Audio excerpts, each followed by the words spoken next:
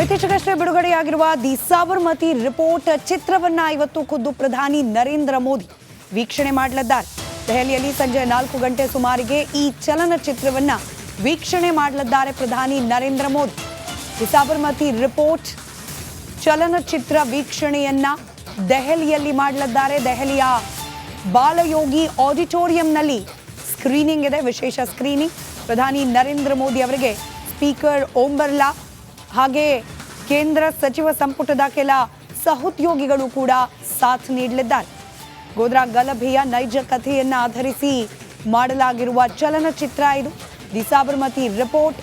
ಇವತ್ತು ಸಂಜೆ ಈ ಚಲನಚಿತ್ರವನ್ನ ವೀಕ್ಷಣೆ ಮಾಡಲಿದ್ದಾರೆ ಖುದ್ದು ಪ್ರಧಾನಿ ನರೇಂದ್ರ ಮೋದಿ.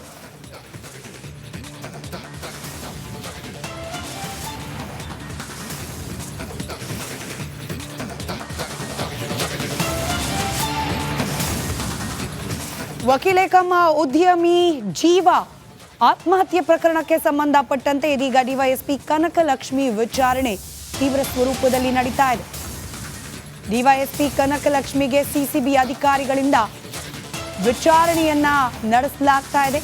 ವಕೀಲೆ ಜೀವ ಆತ್ಮಹತ್ಯೆ ಕೇಸ್ಗೆ ಸಂಬಂಧಪಟ್ಟಂತೆ ವಿಚಾರಣೆಗೆ ಒಳಪಡಿಸಲಾಗಿದೆ ಡಿವೈಎಸ್ಪಿ ಅವರನ್ನ. ಶಾಂತಿನಗರದ ಸಿಸಿಬಿ ಕಚೇರಿಯಲ್ಲಿ ಕನಕಲಕ್ಷ್ಮಿ ಅವರ ವಿಚಾರಣೆ ನಡೀತಾ ಇದೆ. ತನಿಖಾಧಿಕಾರಿ ಗೋಪಾಲ್ ಡಿ ಜೋಗಿನ್ರಿಂದ ವಿಚಾರಣೆ ನಡೆಸಲಾಗ್ತಾ ಇದೆ. ಜೀವಾತ್ಮಹತ್ಯೆ ಬಗ್ಗೆ ಸರಣಿ ವರದಿ ಮಾಡಿತ್ತು ರಿಪಬ್ಲಿಕ್ ಕನ್ನಡ. ಇನ್ನು ಈ ಪ್ರಕರಣದ ತನಿಖೆ ಸಿಸಿಬಿ ನಡೆಸ್ತಾ ಇದ್ದು ಡಿವೈಎಸ್ಪಿ ಕನಕಲಕ್ಷ್ಮಿ ಅವರನ್ನ ವಿಚಾರಣೆಗೆ ಒಳಪಡಿಸಲಾಗಿದೆ.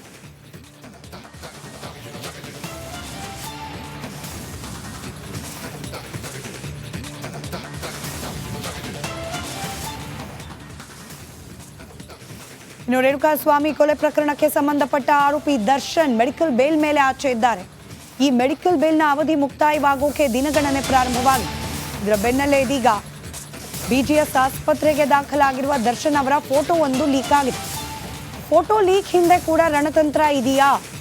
ಚಿಕಿತ್ಸೆಗೆ ಒಳಪಟ್ಟಿದ್ದೇನೆ, ನಾನು ಚಿಕಿತ್ಸೆಯನ್ನ ಪಡ್ಕೊಳ್ತಾ ಇದ್ದೇನೆ ಅನ್ನೋದನ್ನ ತೋರಿಸುವ ಸಲುವಾಗಿ ಏನಾದರೂ ಆ ರೀತಿಯ ಅಭಿಪ್ರಾಯವನ್ನ ಮೂಡಿಸುವ ಸಲುವಾಗಿ ಏನಾದರೂ ಬೇಕು ಅಂತಲೇ ಈ ಫೋಟೋವನ್ನ ಲೀಕ್ ಮಾಡಿಸಲಾಗಿದೆಯಾ? ದರ್ಶನ್ ಚಿಕಿತ್ಸೆ ಬಗ್ಗೆ ಸಣ್ಣ ಮಾಹಿತಿ ಕೂಡ ಇರಲಿಲ್ಲ. ಹಾಸ್ಪಿಟಲಲ್ಲಿ ಇದ್ದಾರಾ ಇಲ್ವಾ, ಟ್ರೀಟ್ಮೆಂಟ್ ನಡೀತಿದೆಯಾ ಇಲ್ವಾ, ಈ ರೀತಿಯಾದ ಅನುಮಾನಗಳೇ ಇತ್ತು. ಇದೀಗ ಏಕಾಏಕಿ ಫೋಟೋ ರಿಲೀಸ್ ಮಾಡಿದ್ಯಾಕೆ? ಸಿಂಪತಿಗಾಗಿ ಫೋಟೋ ರಿಲೀಸ್ ಮಾಡಲಾಗಿದೆಯಾ? ರೆಗ್ಯುಲರ್ ಬೇಲ್ ಪಡೆಯೋಕೆ ಹೀಗೆ ಮಾಡಲಾಗ್ತಾ ಇದೆಯಾ? ಈ ರೀತಿಯಾದ ಅನೇಕ ಪ್ರಶ್ನೆಗಳು ಉದ್ಭವ ಆಗ್ತಾ ಇದೆ. ನಾಳೆ ದರ್ಶನ್ ಸೇರಿದಂತೆ ರೇಣುಕಾಸ್ವಾಮಿ ಕೊಲೆ ಪ್ರಕರಣದ ಇನ್ನಿತರೆ ಕೆಲ ಆರೋಪಿಗಳು ಸಲ್ಲಿಸಿರುವ ರೆಗ್ಯುಲರ್ ಬೇಲ್ನ ಅರ್ಜಿಯ ವಿಚಾರಣೆ ಕೋರ್ಟ್ನಲ್ಲಿ ನಡೆಯಲಿದೆ. ಕೋರ್ಟ್ಗೆ ಈ ಫೋಟೋವನ್ನ ನೀಡ್ತಾರಾ ವಕೀಲರು ಅನ್ನೋದು ಸದ್ಯಕ್ಕಿರುವ ಕುತೂಹಲ. ಮಾದೇಶ್ ದೂರವಾಣಿ ಸಂಪರ್ಕದಲ್ಲಿ. ಮಾದೇಶ್, ಇದಕ್ಕಿದ್ದ ಹಾಗೆ ಫೋಟೋ ಲೀಕ್, ಏನೆಲ್ಲ ಅನುಮಾನಗಳು ವ್ಯಕ್ತವಾಗ್ತಾ ಇದೆ ಫೋಟೋ ವೈರಲ್ ಆದ ಬೆನ್ನಲ್ಲೇ? ಖಂಡಿತವಾಗ್ಲು ಸ್ಮಿತಾ, ಸ್ಟಾರ್ಟಿಂಗ್ ನಿಂದಲೂ ಕೂಡ ಅಂದ್ರೆ ಅವ್ರಿಗೆ ಮಧ್ಯಂತರ ಜಾಮೀನು ಪಡೆದ ಬೆನ್ನಲ್ಲೇ ಯಾವಾಗ ವಾರಗಳು ಹೋಗ್ತಾ ಹೋಯ್ತು, ಅವ್ರು ಇನ್ನೂ ಕೂಡ ಸರ್ಜರಿಗೆ ಯಾವುದೇ ರೀತಿಯಾದಂತ ಪರ್ಟಿಕ್ಯುಲರ್ ಡೇಟ್ ಕೂಡ ಮೆನ್ಷನ್ ಮಾಡಿರಲಿಲ್ಲ. ಅದ್ರ ಬಗ್ಗೆ ಕಳೆದ ಬಾರಿ ಜಾಮೀನು ಅರ್ಜಿಯ ವಿಚಾರಣೆ ಅಂದ್ರೆ ರೆಗ್ಯುಲರ್ ಜಾಮೀನು ಅರ್ಜಿ ವಿಚಾರಣೆ ವೇಳೆ ಕೂಡ SPP ಅವರು ಪ್ರಶ್ನೆ ಮಾಡುವಂತ ಕೆಲಸವನ್ನು ಮಾಡಿದ್ರು. ಹೀಗಾಗಿ ಬ್ಯಾಕ್ ಟು ಬ್ಯಾಕ್ ವಿಚಾರಣೆ ವೇಳೆ ಆ ಒಂದು ವಿಚಾರ ಪ್ರಸ್ತಾಪ ಆಗೋದ್ರ ಜೊತೆಗೆ ಸುಪ್ರೀಂ ಕೋರ್ಟ್ಗೆ ಮೇಲ್ಮನವಿ ಸಲ್ಲಿಸೋದಕ್ಕೆ ಈಗಾಗಲೇ SPP ಪರ ತಂಡ ಕೂಡ ರೆಡಿ ಆಗಿತ್ತು. ಈ ಒಂದು ಡೆವಲಪ್ಮೆಂಟ್ ಗಳ ನಡುವೆ ಎಲ್ಲೋ ಒಂದ್ ಕಡೆ ದರ್ಶನ್ ಒಂದು ಇಮಿಡಿಯೇಟ್ಲಿ ಸರ್ಜರಿ ಮಾಡ್ಕೋಬೇಕು ಅಂತ ಹೇಳಿ ಒಂದು ಮಧ್ಯಂತರ ಜಾಮೀನು ತೆಗೆದುಕೊಂಡು ಬಂದ್ರು ಕೂಡ ಅದು ಎಲ್ಲೋ ಒಂದ್ ಕಡೆ ಆ ಒಂದು ನೆಪ ಇಟ್ಕೊಂಡು ಹೊರಗಡೆ ಬಂದಿದ್ರ ಅನ್ನೋಂತ ಅನುಮಾನಗಳು ಸಾಕಷ್ಟು ಮೂಡ್ತಿದೆ. ಯಾಕಂದ್ರೆ ಕೊಟ್ಟಿರುವಂತಹ 6 ವಾರಗಳಲ್ಲಿ ಬಹುತೇಕ ಎಲ್ಲಾ ವಾರಗಳು ಕಂಪ್ಲೀಟ್ ಆಗಿ ಇನ್ನು 9 ದಿನಗಳು ಬಾಕಿ ಇದೆ. ಇನ್ನೂ ಕೂಡ ಸ್ಪಷ್ಟವಾಗಿ ಸರ್ಜರಿಯನ್ನ ಯಾವತ್ ಮಾಡ್ತಾರೆ ಅನ್ನುವಂತ ಮಾಹಿತಿ ಎಲ್ಲೂ ಕೂಡ ಬಿಟ್ಟಿಲ್ಲ. ಅದರಲ್ಲೂ ಕೂಡ ಇಷ್ಟು ದಿನಗಳ ಕಾಲ ಎಲ್ಲೂ ಕೂಡ ಅವರ ಚಿಕಿತ್ಸೆಗೆ ಸಂಬಂಧಪಟ್ಟಂತೆ ಫಿಸಿಯೋಥೆರಪಿಯನ್ನ ನಡೆಸಲಾಗ್ತಿದೆ ಅನ್ನುವಂತ ವಿಚಾರ ಬಿಟ್ಟು ಬೇರೆ ಯಾವುದೇ ವಿಚಾರ ಕೂಡ ಹೊರಗಡೆ ಬಂದಿರಲಿಲ್ಲ. ಕೋರ್ಟ್ಗೂ ಕೂಡ ಕರೆಕ್ಟ್ ಆಗಿ ಅದರ ಬಗ್ಗೆ ಸರ್ಜರಿ ವಿಚಾರವಾಗಿ ಯಾವುದೇ ರೀತಿಯಾದಂತಹ ಮಾಹಿತಿ ನೀಡಿರಲಿಲ್ಲ. ಆದ್ರೆ ಈಗ ನಾಳೆ ಜಾಮೀನು ಅರ್ಜಿ ವಿಚಾರಣೆ ನಡೀತಿದೆ ಒಂದ್ ಕಡೆ, ಮತ್ತೊಂದ್ ಕಡೆ ಈ ಒಂದು ಮಧ್ಯಂತರ ಜಾಮೀನು ಅವಧಿ ಕೂಡ ಮುಗಿತಿದೆ. ಈ ಬೆನ್ನಲ್ಲೇ ಒಂದು ಫೋಟೋ ರಿಲೀಸ್ ಆಗುತ್ತೆ. ಆ ಒಂದು ಫೋಟೋದಲ್ಲೂ ಕೂಡ ದರ್ಶನ್ ಆ ಕಣ್ಣನ್ನು ಕೂಡ ಒಂದು ಕ್ಯಾಮೆರಾ ಕಡೆ ಕೊಟ್ಟಿರುವಂತ ಲುಕ್ ರೀತಿಯಲ್ಲಿದೆ. ಹೀಗಾಗಿ ಎಲ್ಲೊಂದ್ ಕಡೆ ಪ್ರೀ ಪ್ಲಾನ್ಡ್ ಆಗಿ ಈ ಒಂದು ಫೋಟೋನ ರಿಲೀಸ್ ಮಾಡಲಾಗಿದೆಯಾ ಅನ್ನುವಂತ ಅನುಮಾನಗಳು ಕೂಡ ಮೂಡ್ ಬರ್ತಿದೆ. ಈ ಒಂದು ವಿಚಾರವನ್ನ ನಾಳೆ ಕಾದು ನೋಡ್ಬೇಕಿದೆ ಸ್ಮಿತಾ. ರೈಟ್, ಧನ್ಯವಾದ ಮಹೇಶ್ ಮಾಹಿತಿಗಾಗಿ. ಮುಖ್ಯಮಂತ್ರಿ ಸಿದ್ದರಾಮಯ್ಯ ಹಾಗೆ ಪೇಜಾವರ ಶ್ರೀಗಳ ನಡುವೆ ಸಂವಿಧಾನ ತಿದ್ದುಪಡಿ ವಿಚಾರಕ್ಕೆ ಸಂಬಂಧಪಟ್ಟಂತೆ ಸ್ಟಾಕ್ ವಾರ್ ಪ್ರಾರಂಭವಾಗಿದೆ.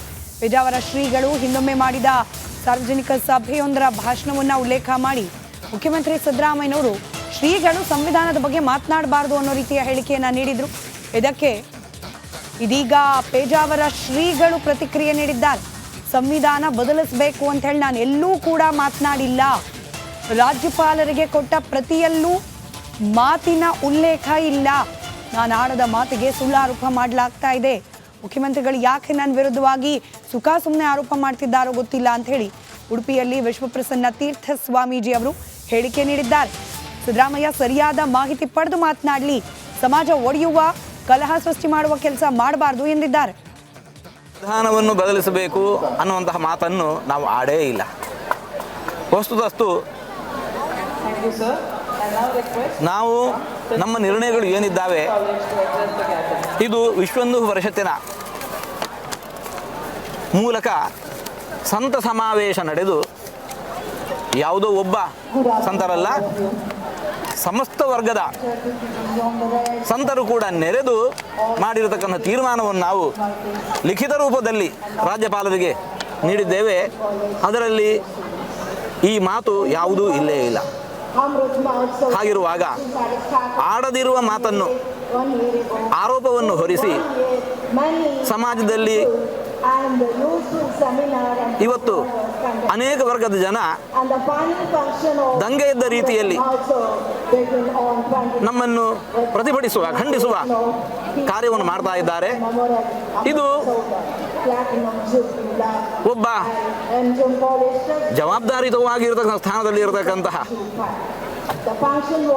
ಮುಖ್ಯಮಂತ್ರಿಗಳ ಹೇಳಿಕೆಯಿಂದಾಗಿ ಹೀಗಾಗಿದೆ.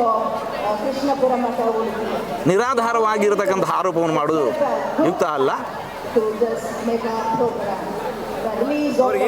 ಹೇಳಿಕೆ ಕೂಡ ಮಾತು ಎಲ್ಲೂ ಬಂದಿಲ್ಲ. ವಿಶ್ವ ಹಿಂದೂ ಪರಿಷತ್ ವಿಡಿಯೋ ಕ್ಲಿಪ್ಪಿಂಗ್ ಇದೆ, ಅದನ್ನು ಗಮನಿಸಿ. ಲಿಖಿತ ರೂಪದಲ್ಲಿ ನೀಡಿರತಕ್ಕಂತಹ ಪತ್ರವೂ ಇಲ್ಲಿದೆ. ಹಾಗಿರುವಾಗ ಅಲ್ಲ ಸಲ್ಲದ ಆರೋಪವನ್ನು ಹೊರಿಸಿ ಜವಾಬ್ದಾರಿಯುತ ಸ್ಥಾನದಲ್ಲಿರುವವರು ಇಂತಹ ಮಾತುಗಳನ್ನು ಆಡುವ ಮೊದಲು ಪರಿಶೀಲನೆ ಮಾಡಬೇಕಾಗಿತ್ತು.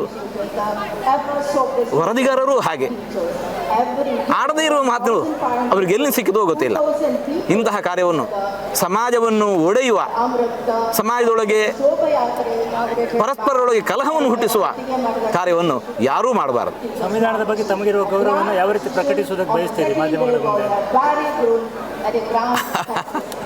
ಇದು ಒಳ್ಳೆ ಕಥೆ ಆಯಿತು ನೋಡಿ. ನಾವು ಜಾಗೃತ ಮತದಾರರಾಗಿ ಯಾವುದೇ ಮತದಾನವನ್ನು ನಾವು ಮತದಾನದ ವಿಮುಖರಾಗಿಲ್ಲ.